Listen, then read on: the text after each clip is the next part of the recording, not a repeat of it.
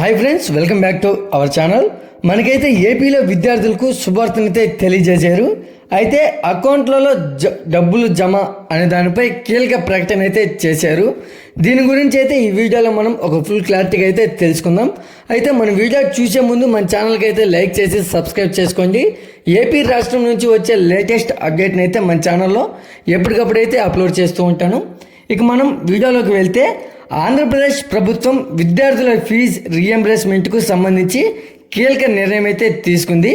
అయితే 2024-25 విద్యా సంవత్సరం నుంచి ఫీజు రీఎంబర్స్మెంట్ను కాలేజీల బ్యాంక్ అకౌంట్లకు నేరుగా బదిలీ చేసే పాత విధానాన్ని అయితే పునరుద్ధరిస్తున్నామని అయితే మంత్రి నారా లోకేష్ తెలిపారు. అయితే చాలామంది విద్యార్థులు ఫీజు రీఎంబర్స్మెంట్కు సంబంధించిన అంశాలపై నన్ను ట్యాగ్ చేసి స్పందించమని అడిగారు. అయితే విద్యార్థులు ప్రస్తావించిన అంశాలను నేను నోట్ చేసుకున్నామన్న గత ప్రభుత్వం పెండింగ్ పెట్టిన 3,500 కోట్ల బకాయిలను దశల వారీగా చెల్లిస్తాం. అలాగే సర్టిఫికేట్లు, ఇతర అవసరమైన పత్రాల జారీలో విద్యార్థుల సమస్యలు పరిష్కరించడానికి ప్రభుత్వం కాలేజీలలో కలిసి పనిచేస్తుంది. అయితే ఏపీలో విద్యార్థులు ఎదుర్కొంటున్న సమస్యలను త్వరితంగా పరిష్కరించడానికి కట్టుబడి ఉన్నాం. అయితే విద్యార్థులకు మా పూర్తి సహకారం, మద్దతు ఎప్పుడూ ఉంటుందని అయితే లోకేష్ అయితే ట్వీట్ చేశారు.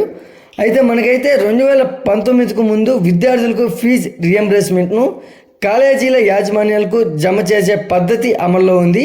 గత వైఎస్ఆర్సీపీ ప్రభుత్వం మాత్రం ఫీజు రీఎంబర్స్మెంట్ డబ్బుల్ని విద్యార్థుల తల్లుల బ్యాంక్ అకౌంట్లలో జమ చేసే విధానాన్ని అయితే అమలు చేశారు. అయితే ఈ డబ్బులు తల్లుల ఖాతాలకు జమ కావడంతో కాలేజీల యాజమాన్యాలు కొంత గడువు ఇచ్చి ఫీజులు చెల్లించాలని విద్యార్థులపై ఒత్తిడి తీసుకురావడంతో ఇబ్బంది పడ్డారు.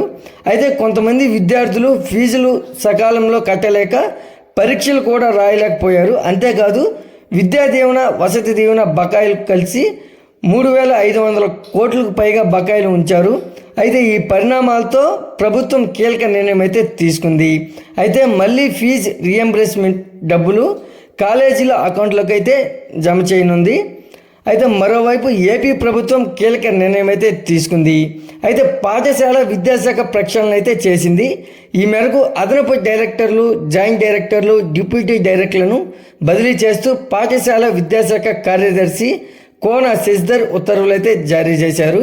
అయితే ఎస్సీఆర్టీ డైరెక్టర్ను బదిలీ చేసి వయోజన విద్యా జేడీగా నియమించింది ప్రభుత్వం. అలాగే ఎస్సీఈఆర్టీ డైరెక్టర్గా జేడీఎంవి కృష్ణారెడ్డిని నియమించారు.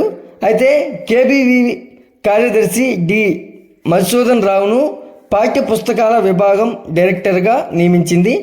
ప్రభుత్వ పరీక్షల విభాగం డైరెక్టర్ డి దేవానంద రెడ్డిని బదిలీ చేశారు.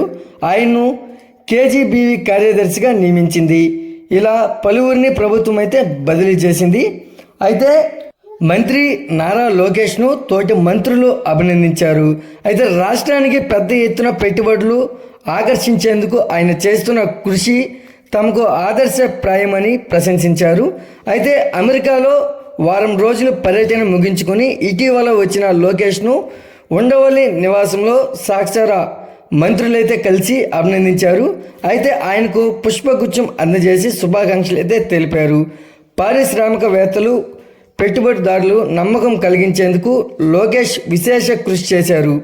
ఈ వీడియో కనుక నచ్చినట్లయితే లైక్ చేసి సబ్స్క్రైబ్ చేసుకోండి.